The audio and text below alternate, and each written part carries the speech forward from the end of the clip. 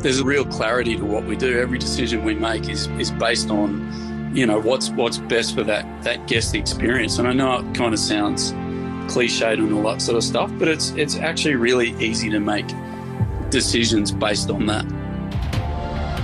This is the Deep in the Weeds podcast. I'm Anthony Huckstep. When we think of restaurants, we often think of the food and the service as the lure. But the beverage offering can be just as vital. More and more, we are seeing venues appearing where the beverage offering is as much the drawcard as the food. Dan Clark is the co-owner of Rothwell's Bar and Grill, 1889 Enoteca, and Addley Clark Fine Wines in Brisbane. Dan, how are you? Very well, and thank you for having me. Oh, it's great to have you on the show. You've got three pretty incredible, very different venues, but the drinks list is almost the draw card for these venues. Is that the intention? Not really. It's I was thinking about this before. I was thinking best way to describe how I've arrived at where I am is actually just being driven by inquisitiveness and passion for things. So I think, particularly with Enoteca, when we first started Enoteca, that was a real focus for me to sort of introduce wines that I didn't think that guests would have seen before, and I got a real kick out of that. That was kind of the driving force. I wanted to have a Roman restaurant, but I also wanted to focus on things that I really got off on, and I thought that guests, would enjoy as well. So that's really how that evolved. And I think Addley Clark was kind of a stepping stone as well for that. I was introducing wines that I was thinking, wow,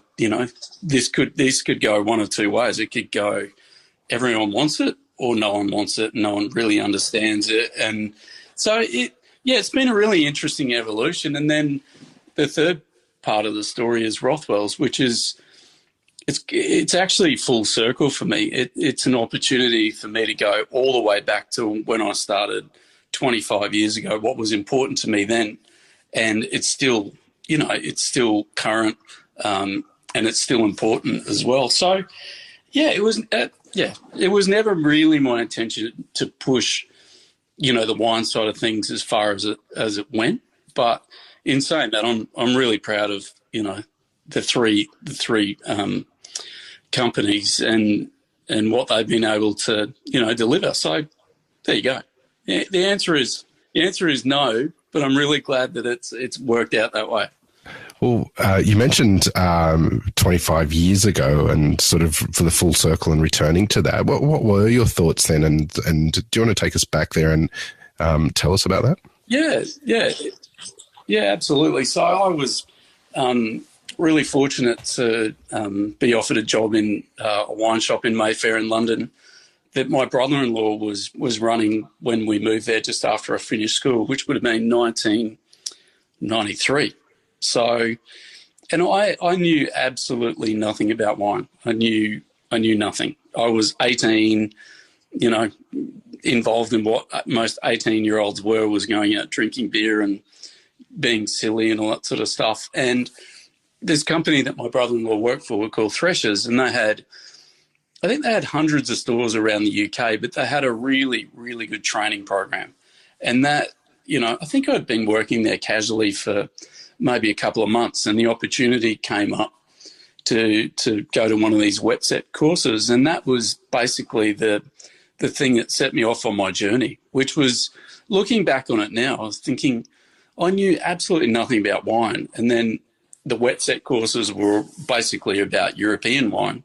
And then, I ended up knowing more about European wine than I did Australian wine. And that kind of, thinking back on it now, that was, an amazing way to start, and probably, steered me towards where I am now. So, 1993, a little shop in Shepherd's Market in Mayfair in London, and I was a very naive but enthusiastic young man from Brisbane in the big city of London, and learning all, what it had to offer. So that's basically where it started.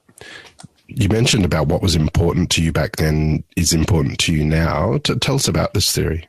Yeah, well, the things that I was sort of cut my teeth on with those courses and what we used to sell in the shop were, you know, classic things like Champagne and Chablis and Bordeaux and Burgundy and Rhone and, you know, Germany. And I think, you know, when you first delve into that sort of thing, I think those big moments make a lasting impression. So when I first tasted Sauterne or Chablis, I thought, wow, this is amazing. And I looking back on it now, I was really lucky that I had some really good mentors around me as well they were really into those things, and they could see that I was taking an interest in it and pushing, you know, and not pushing, but gently sort of saying, hey, maybe you should taste this, or maybe you should taste that, or maybe we should go to this tasting. So, yeah, I was incredibly lucky. So, you know, full circle coming to do the wine list at Rothwell's, those things are in my formative years. They're really prevalent on the list at Rothwell's, and it's really funny that 25 years ago those things were popular, and they've sort of gone through, you know, peaks, troughs, and now they're all really, really popular again, which is great because it kind of, you know, just says to me that, you know, greatness is, you know, people always chase that sort of thing. Grand Cru Chablis and great champagne, and I think it's great. Yeah, so that's really exciting for me. And, you know, working with just an entirely Italian wine list at Enoteca is amazing, and, you know, that's my passion. But I was always sort of hamstrung that I couldn't put on, you know, white Bordeaux or whatever it might be that I kind of drink at home, that, you know, and that Rothwell's is kind of an outlet for that passion as well. And it's been fun collecting all those wines over the last couple of years to put on that list. There's been something, you know, people always say, oh, you know, what a job you've got. And I always sort of play it down a little bit and go, oh, yeah, look, it's hard work like everything else. But the reality is that it's really fun. Like, you know, it's not hard work. It is genuinely fun finding vintages that you might have tasted 25 years ago that, you know, are still drinking really well, or, you know, so yeah, still fun. You mentioned 25 years ago and that sort of step into the industry. What's been some of the real important sort of moments in the first sort of decade of your career that sort of set you up for a path in hospitality? There are a couple. There was, you know, that first course that I did when I was working at Threshers in Mayfair, the wet set course. That was just the framework of, you know, knowing what's what in Europe, and that was really important, that foundation of education. And then the first trip that we took to Italy, that was basically set my whole career path on the trajectory, and, you know, find myself where I am now. I went to Rome with my mother and my father and my sister, and I'd been working at the shop for a few months, and we went to a few restaurants and that sort of thing, and I just knew there. And then the Italian wine was my thing, and I really enjoyed the people, and I enjoyed the stories, and I'm a bit of a history nerd, and I think that history coupled with, you know, the people that I'd met, that was a real clincher for me. So that was really important. And then sort of fast forward maybe, you know, 6 or 7 years when I was working for the Grape Group in Brisbane, we had an amazing group of people that worked for that company, and they were right at the forefront of great wine in Brisbane and Queensland. And, you know, the guy that was running the company at the time, Tim Kelly, who now owns the Wine Emporium, was a real mentor to me as well. And Robert Hill Smith used to have this Yalumba Museum tasting every 3 or 4 years, and I'd heard about it from the guys. They said, if you ever get an opportunity, go to this thing, just jump at it. So it came up one year, and Tim Kelly couldn't go, and he said, oh, Dan, would you like to go? I said, oh, yeah, yes, please. So that actually turned out to be the real marker in the sand for me too, as far as knowing what great wine was. Like, Robert Hill Smith's an incredibly intelligent, very, very generous guy, and he'd been buying wine like ridiculous wines, for this tasting for years. Like things that you kind of think about now, like 1945 Mouton and just absolutely crazy ones that would be just completely unaffordable now. But he shared that with, 20 or 30 industry professionals. And I still see people around traps now, and we talk about it. It's got to be 20 years ago. And so that was really important.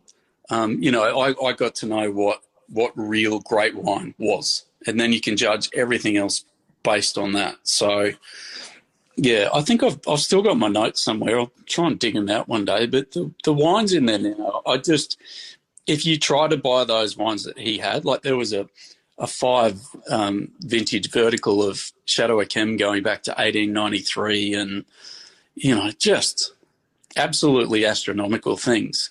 But I think that we got to taste a Madeira from the 1700s. Like, let's think about it now. I try and do my best with showing the people that work in the restaurants and the wholesale company some great wine, but I can't compete with that. So yeah, they're the two things that really stand out in my career in the early days, for sure. 1889 Enoteca made a huge impact. Tell us about the creation of it and building a Roman restaurant in Brisbane and the building as well. Yeah, Enoteca is a passion project. It really is. Like all those times that I've been to Rome for work or on holiday, and it's one of those cities, and most people say it. It's the history's outside, and I really love that. I love the accessibility of it. I love the people. I love the food, and I just wanted to have something like that in Brisbane. And I don't think that at that time anyone was doing cacio e pepe or bucatini alla matriciana or anything like that. And I thought, well, this food is delicious, so any food that's delicious is going to strike a chord with someone.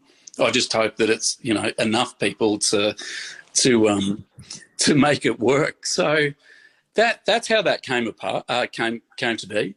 And the wine list was things that I've seen and drunk in Italy that weren't available in Australia. And I thought, well, maybe this is an avenue for Addley Clark to import these things and see if anyone else wants it. And so that it was interesting to start to open those things and for people to try them. So if you think, 10, 11, 12 years ago when we had Radicon and, macerated orange wine that, people traditionally turn their nose up at, people were really open to it. I think anyone that's, interested in wine is happy to taste anything. So there was that whole natural wine revolution was going on at that time. So that it was a really exciting time to introduce, different producers and, so that was really interesting.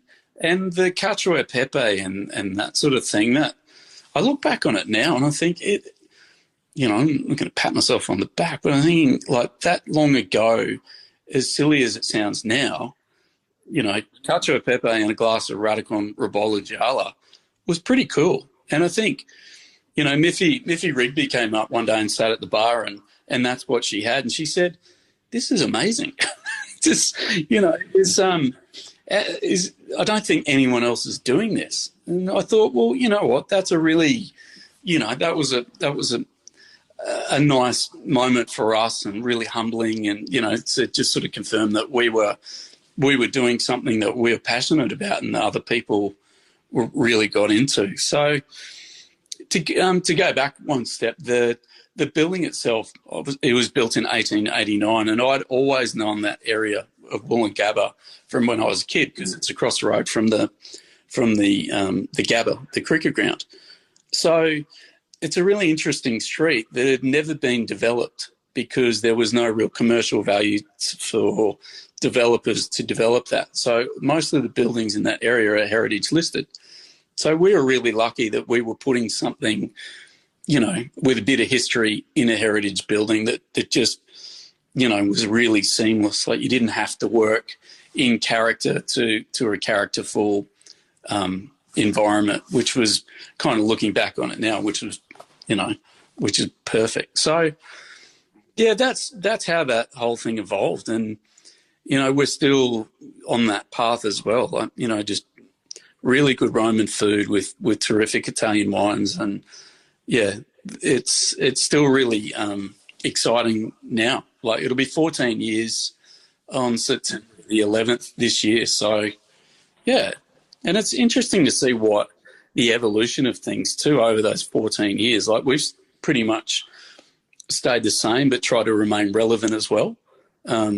But, yeah, to watch things what opened 14 years ago to what's open now, it's kind of crazy. And it's actually really humbling to think that, our guests still really, really enjoy it. And I think that's a testament to the food and, the guys that we've got taking care of the place as well. How did Rothwell's come about? Well, Rothwell's is a thing I've kind of had in the back of my mind for probably the last 6 or 7 years, like pre-COVID, when we all used to travel and, kind of took it for granted. It worked out very, very early on in COVID. The light bulb moment was that we got to have Christmas lunch at Gordon Ramsay's Savoy Grill. I think it might have been 2018 Christmas. And we had such a great time. I had my mum and dad, my 3 daughters and my wife, and it was just like, you couldn't have scripted a better Christmas day. It was just beautiful. The food was amazing. That room's got such history, and we were taken really well care of. And I was thinking, well, it'd be great to have something like that back home. Not as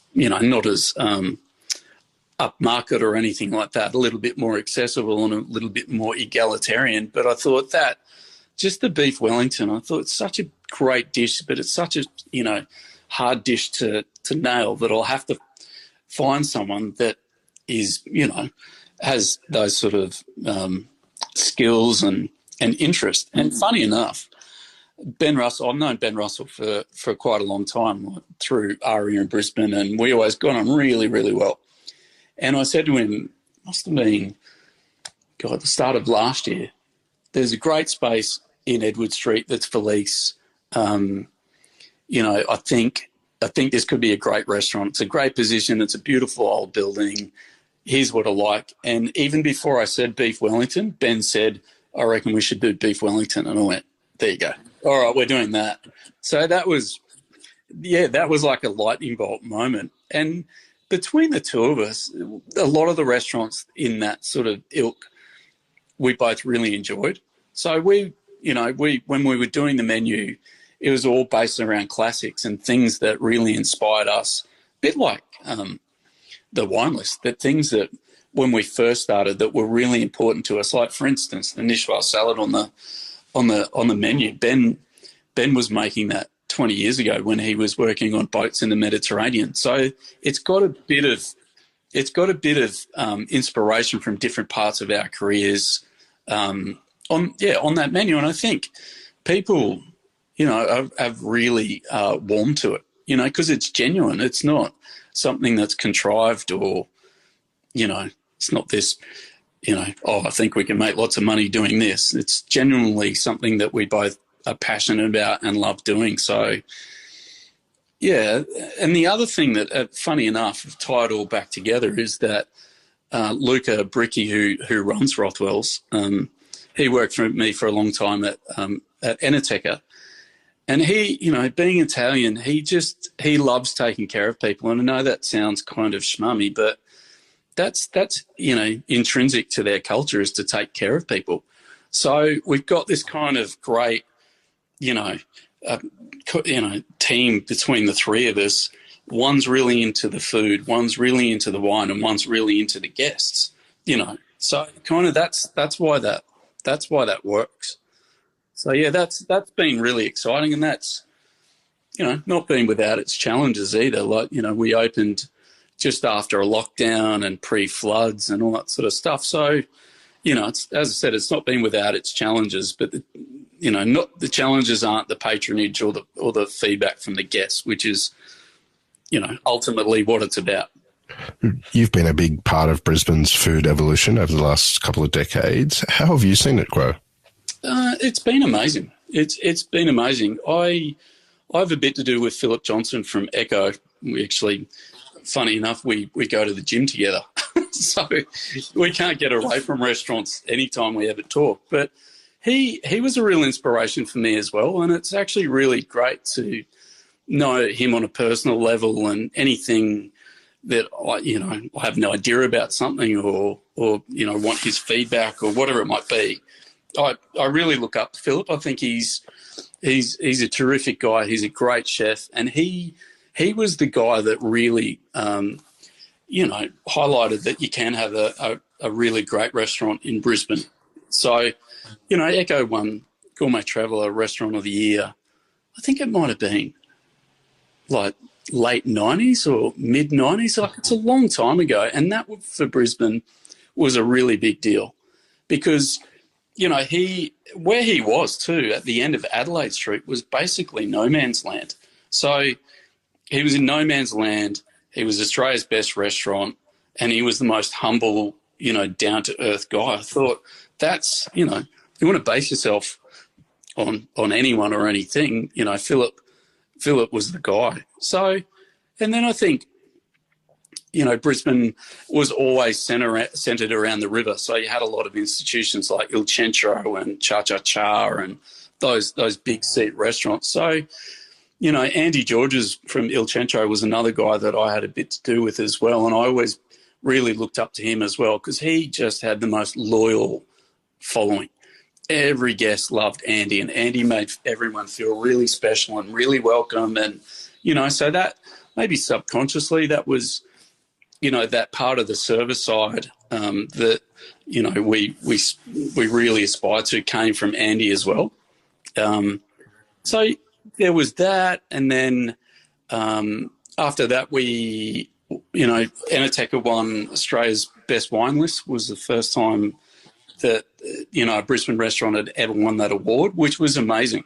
I had absolutely no expectation or, thought we were vaguely a chance of winning. And the guys from Gourmet Traveller said, come down to Melbourne and, you'll have a great night. We're going to the Flower Drum and we'll have a few drinks and it'll be great. And I thought, well, you know what? There are a lot of people there that I really like and we can have a good time. And we ended up winning it, which was just amazing. Like, as I said, I had absolutely no expectations or, I was just doing something that I really was passionate about and really loved doing. And so that was amazing. But even, the year after it was Simon Hill's Spanish restaurant ended up winning Australia's Best Restaurant. So 2 back-to-back years, that was a real feather in Brisbane's cap for sure. And then probably I think the last sort of 5 years have been really interesting. I had a lot of younger guys come into the market with, Yoko and Greca and, Jono's done a really great job with those. And then you got Ty, doing his things with Same. And so there's some real vibrancy to it as well. So I think at the moment it's a really good mix of different offerings and different operators with different philosophies. And so, I think it's about as interesting as it's ever been for guests, which is great because, you can go to a lot of restaurants and have a really good time. Whereas I think previously that it was a bit harder. You had, really good operators like Paolo Biscotto at Beccafino and Alex at Julius who came from, hospitality backgrounds in Melbourne that worked for great guys like, Morris Tazzini. And so there's that kind of school. And then, as I said, the Sydney school with Jono and, Greca and that sort of thing. And so, I think at the moment it's really interesting. And I think, the Olympics coming up in 2032 have really upped the ante for people to come into Brisbane and, try and basically take a share of it. So that's probably the next thing.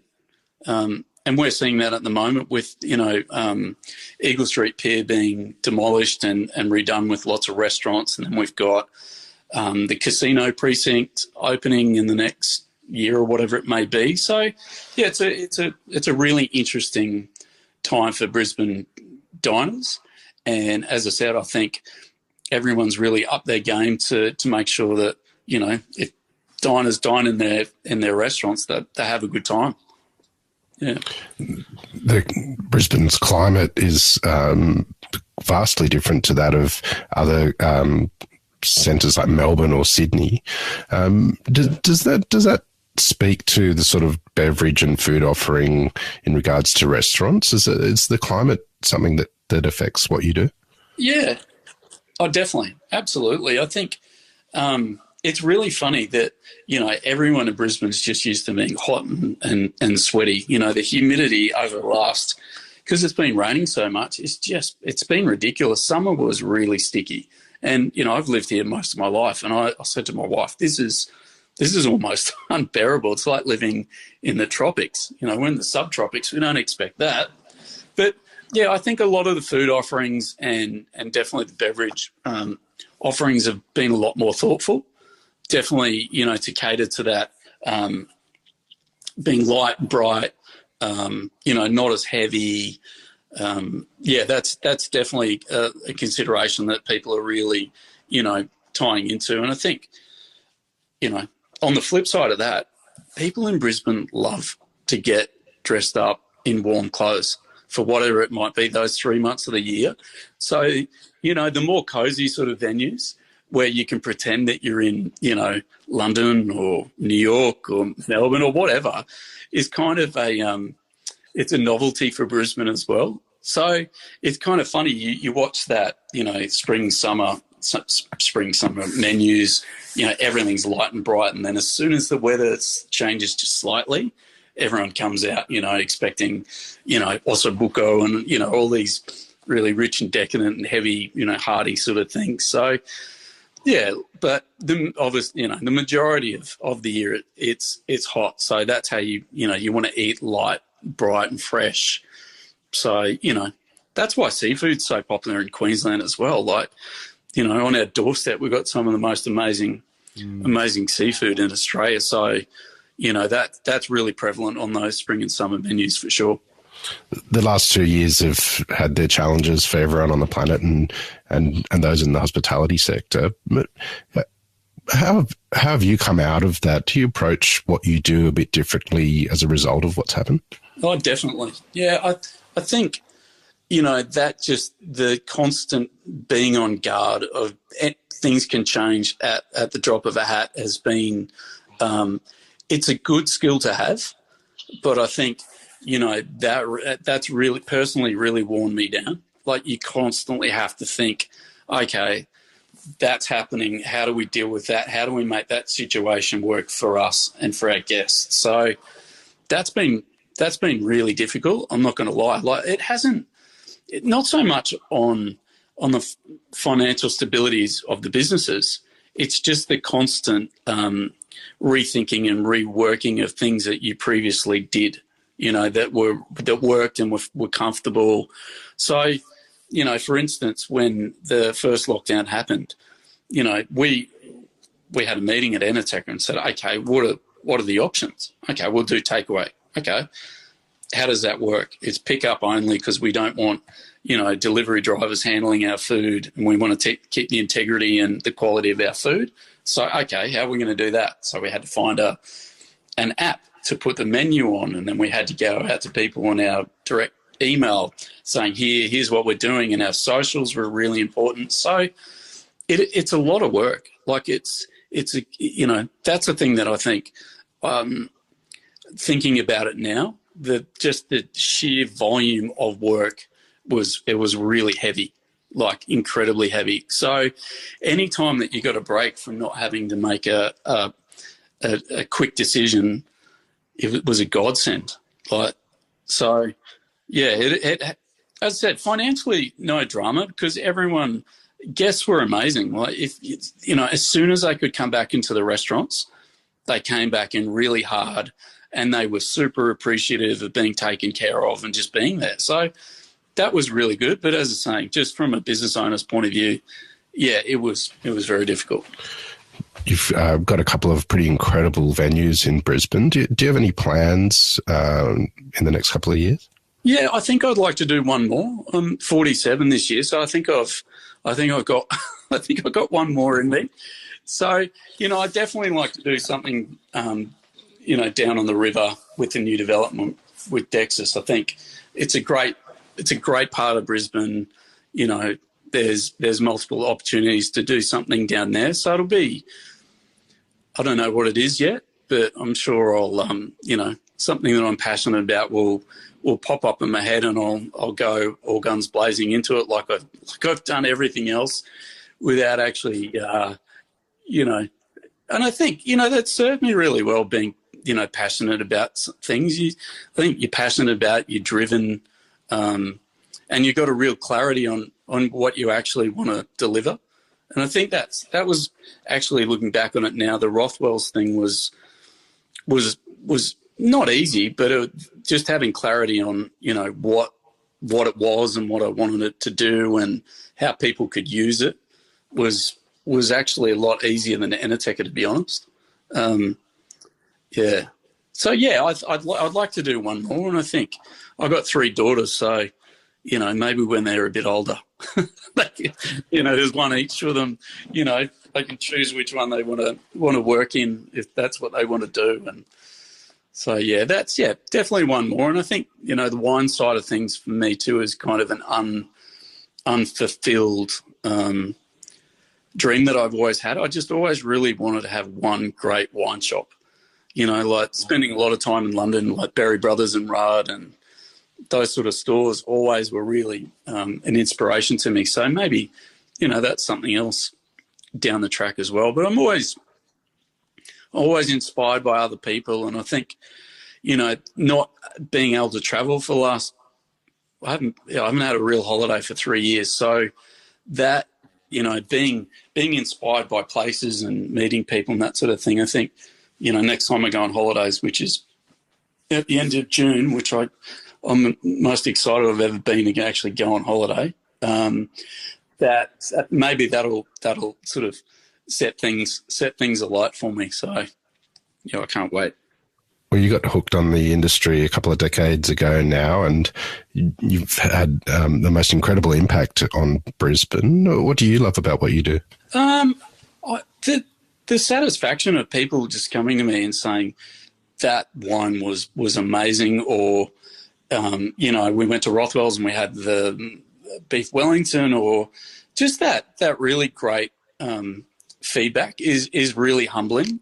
And that's one thing I've really sort of taken out the last few years is, enjoy the wins and all that sort of thing, but being humble and still working really hard is important as well. I think, if you get too far ahead of yourself, you can't see all those things that have actually made an impact on people, even if it's really small. I think that's really important, and that's the thing I actually really love about restaurants. I think, they're places where people, gather to celebrate or commiserate or whatever it is. I think that's the thing that I really missed at the start of the lockdown, that just being able to go out with friends and, whatever it is that you the conversations that you have or the new people that you meet.